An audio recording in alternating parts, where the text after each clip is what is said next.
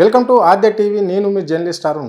ఈరోజు కేటీఆర్ ఈడీ విచారణ పోతున్న సంగతి అందరికీ తెలిసిన విషయమే. కేటీఆర్ ఈ ఈడీ విచారణ తర్వాత అరెస్టు అవుతాడు అని చెప్పేసి కాంగ్రెస్ శ్రేణులు గట్టిగా నమ్ముతున్నాయి.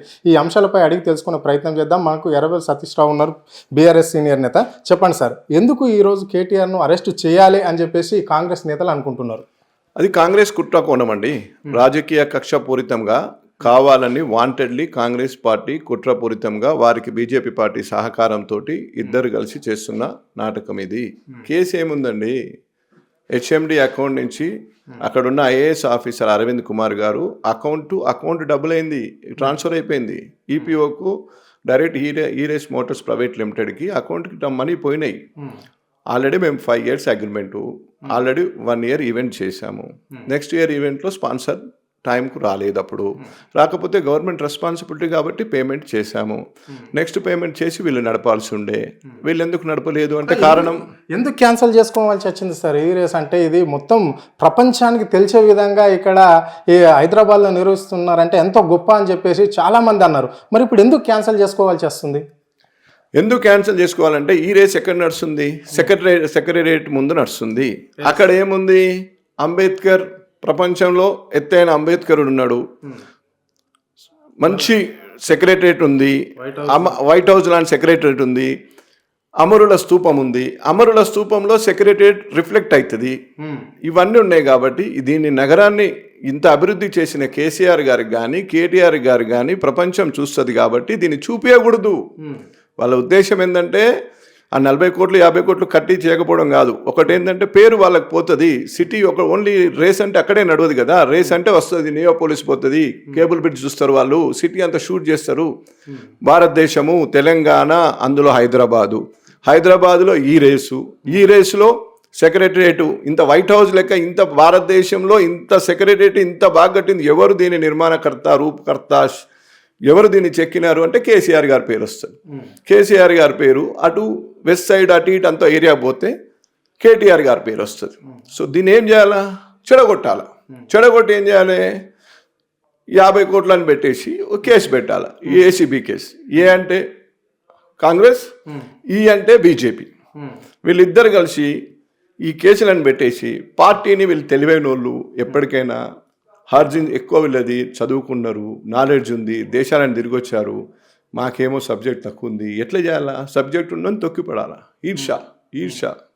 అందుకోసమే క్యాన్సిల్ చేశారు. ప్రపంచం చూస్తుంది కదా ఈ వైట్ హౌస్ ఎక్కడుంది, ఇక్కడ వైట్ హౌస్ ఇది అసలు మనం ఏ సిటీలో ఉన్నాము అనేది వాళ్ళకి వస్తుంది అని చెప్పి కావాలని పేరు ఇప్పటివరకు చెప్పలే కదా. మరి ఇక్కడ ఎందుకు క్యాన్సిల్ చేసినావు? మీకు సంబంధం లేదంటే సెక్రటరియట్ మేము కట్టినాం, అది మీకు సంబంధం. ఆర్ఎం గారు ఫ్లైఓవర్ మొన్న ఓపెన్ చేశారు, అది మేము కట్టాం, అది మీకు సంబంధం. ఇవన్నీ మీకు సంబంధం ఉంటాయి. చంద్రబాబు గారు గోపన్పల్లి, వటినాగులపల్లి ఏరియాలో 500 ఎకరాల లోపల ల్యాండ్ తీసుకొని అక్కడ ఈ రేస్ మోటార్స్ కావాలని అప్పుడు ప్రయత్నం చేశారు. వారి వల్ల కాలేదు, ఏదో సంథింగ్ రీజన్ వల్ల. తర్వాత అదే కేటీఆర్ గారు దాని గురించి తెలుసు కాబట్టి దేశాలు తిరిగి వచ్చాడు, చదువుకున్నాడు, సబ్జెక్ట్ ఉన్నాడు కాబట్టి మాట్లాడగలుగుతాడు. కాబట్టి ఈపీఓ వాళ్ళతోటి మాట్లాడి వాళ్ళని మెప్పించి, మా సిటీ చూడండి, మా సిటీకి ఒక హిస్టరీ ఉంది, మా సిటీకి ఒక హెరిటేజ్ ఉంది, మీరు రావాలి హైదరాబాదు, ఇది మేము ఇట్లా దీన్ని ఈ మొబిలిటీని లేపుతాము, ఫార్మా ఇండస్ట్రీలో మేము టాప్ ఉన్నాము, సెకండ్ ఈ మోటార్స్ ఈ మొబిలిటీ తీసుకొస్తాము, వెనకతల అక్కడ 1200 ఎకరాలు అలాట్ చేశారు, ఈ మొబిలిటీ దాన్ని తీసుకొస్తామని అమర్ రాజా వాళ్ళు వస్తున్నారు, వీళ్ళందరితో చేద్దామని ఈ నగరాన్ని ఎక్కడికో తీసుకుపోయే సిచ్యువేషన్ని వాంటెడ్లీ వీళ్ళకి పేరు వస్తుందని చెప్పి ఒక రాజకీయ కుట్ర కోణంతో బంగారం లాంటి రేసును ఆపుకున్నారు.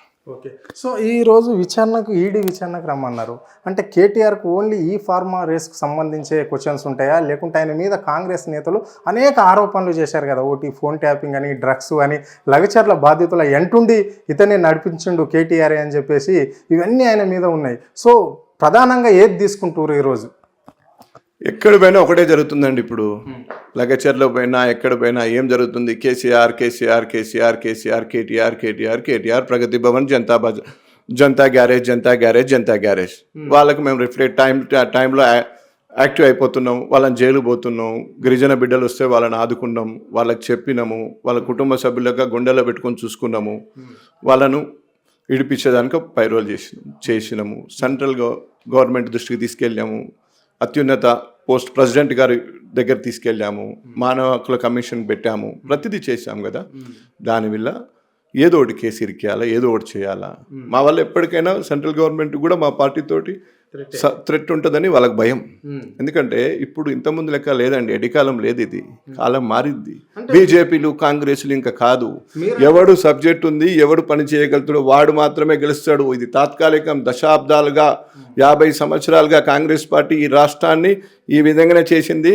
10 సంవత్సరాలు కేసీఆర్ గారి గవర్నమెంట్లో సుభిక్షంగా బయటకు వచ్చాం, మనం ప్రశాంతంగా బతికాం తెలంగాణ. తర్వాత మళ్ళీ వాళ్ళు ఢిల్లీ నుంచి రాహుల్ గాంధీ గారు, ప్రియాంక గాంధీ గారు వచ్చారు. 6 గ్యారెంటీలు అన్నారు, 420 హామీలు అన్నారు, అమ్మాయిలకు స్కూటర్లు అన్నారు, రోజుగారు యోజన 2500 మహిళలకు అన్నారు, 4000 పెద్ద మనుషులకు అన్నారు, రైతు భరోసా కింద 15,000 అన్నారు, కౌలు రైతులకు 15,000 అన్నారు. అన్ని హామీలు ఇచ్చిండ్రు, ఏ ఒక్క హామీ సరిగ్గా చేయలేదు. ప్రజల్లో బాగా వ్యతిరేకత ఉంది. దీన్ని ఏం చేయాలా? ఏసీబీ పెట్టాలా, ఈడీ అని పెట్టాలా, రోజు పెద్ద పెద్ద పత్రికలకు యాడ్ చేయాలా, వాళ్ళతోటి మనం యాంటీగా రాయించాలా.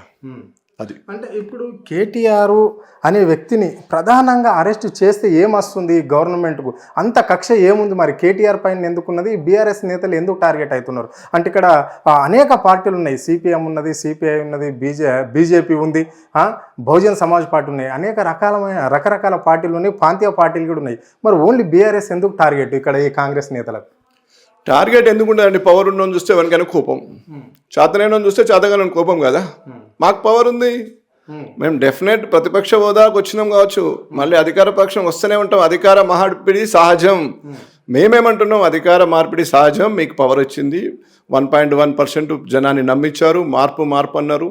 మేము చేసింది పబ్లిక్లోకి చెప్పుకోపోవడమో, మీరు అబద్ధాలు వాళ్ళు నమ్మడమో, మిమ్మల్ని నమ్మడమో, ఏదో మోసం జరిగి 1.35% ఏదో సంథింగ్ దాంతో మీరు గెలిచారు. కానీ సిటీలో ఎక్కడైనా చదువుకున్న కాడ మీకు సీట్లు రాలేదు. యావత్ హైదరాబాద్లో ఏకగ్రీవంగా మాకే సీట్లు వచ్చాయి. ఎందుకు వచ్చాయంటే నగరాన్ని అభివృద్ధి చేశాం. సిటీలో నమ్మలేదు. ఏది రియాలిటీ, ఏది ఒరిజినల్, ఏది డూప్లికేట్ అనేది ప్రజలు నమ్మారు. సిటీలో అమాయక ప్రజలు ఊర్లలో మోసపోయారు. మీ గ్యారెంటీలు చేపట్టి మోసపోయారు, మీ హామీల వల్ల మోసపోయారు, మీ మార్పు అని మోసపోయారు. మేము 10 సంవత్సరాల నుంచి ఉన్నాం కదా, మార్పిడి కోరుకునే అట్లా కొంతమంది మోసపోయారు. మేము ఉద్యమం స్టార్ట్ చేసినప్పుడు పుట్టని బిడ్డకు ఈరోజు ఓటర్ కార్డు వచ్చింది. ఓటర్ కార్డు వచ్చిన వల్ల వాళ్ళు ఒకసారి మమ్మల్ని సరిగ్గా అర్థం చేసుకున్నట్లు ఎక్కడో పొరపాటు జరిగింది. ఆ పొరపాటు ఏమీ శాశ్వతం కాదు. వాళ్ళు మళ్ళీ రియలైజ్ అయినరు. మా చరిత్ర జబ్ తక్ సూరజ్ రయేగా తబ్ తక్ తెలంగాణ బాబు కేసీఆర్ ही रहता. గోల్కొండ ఎవరు కట్టినరో చూస్తున్నాం, చార్మినార్ ఎవరు కట్టినో చూస్తున్నాం, సెక్రటరేట్ ఎవరు కట్టినరో తెలుస్తుంది, అంబేద్కర్ గారి విగ్రహం ఎవరు పెట్టినరో తెలుస్తుంది. చరిత్రకు రేపు 500 సంవత్సరాలు కానీ నా సూరజ్ ఎప్పటి వరకున్నా కేసీఆరే తెలంగాణ బాపు, కేసీఆరే తెలంగాణ హీరో. అంటే మీరు అంటున్నారు అంటే కేంద్ర ప్రభుత్వం, రాష్ట్ర ప్రభుత్వం కుమ్మక్కయ్య కేటీఆర్ని అరెస్ట్ చేయడానికి ప్రయత్నం చేస్తుంది, ఇబ్బంది పెడుతుంది అంటున్నారు. అంటే ఇక్కడనేమో స్టేట్లోనేమో కాంగ్రెస్ గవర్నమెంట్, సెంట్రల్లోనేమో బీజేపీ గవర్నమెంట్, వీళ్ళకి సంబంధం ఏముంటుంది? ఎందుకని ఇంత హడావిడి చేస్తున్నారు? అడావుడి ఎందుకు చేయాలంటే కేటీఆర్ గారు చదువుకున్నారండి, తెలివి ఉన్నారు, ఐటీ మినిస్టరు, పెద్దలను తోటి మాట్లాడి వాళ్ళన్ని పెద్ద కంపెనీలు ఇక్కడ తీసుకొచ్చారు. ఎక్కడ లేని కంపెనీలు ఇక్కడ తీసుకొచ్చారు. ఆయన రెగ్యులర్ రేస్ పెట్టి ఎలాన్ మాస్క్ అనే క్యాండిడేట్ కూడా తీసుకొచ్చి ఇక్కడ టెస్లా లాంటి కార్లను కూడా తీసుకొద్దామనే ఉద్దేశం ఉండే. దురదృష్టవశాత్తు వాళ్ళు చెప్పిన వాటికి ప్రజలు నమ్మి మోసపోయారు. లేకపోతే ఆయన టార్గెట్ ఎలాన్ మాస్క్ని తీసుకొచ్చి ఇక్కడ టెస్లా ఇండస్ట్రీస్ పెట్టాలి, హైదరాబాద్ ఇట్లా మెరిగిపోవాలి, ఒక అభివృద్ధి తప్ప కేటీఆర్కి వేరే ఉద్దేశమే లేదు. ఆయన కరప్షన్లు వీళ్ళన్నీ కావాలని రాజకీయ కోణంలో, రాజకీయ కుట్రలో, ఈ కేసులు, ఈ కథలు, ఇదంతా జూటాబాజ్. ఆయన 24 గంటల అభివృద్ధి కోసమే పరితపించే వ్యక్తి.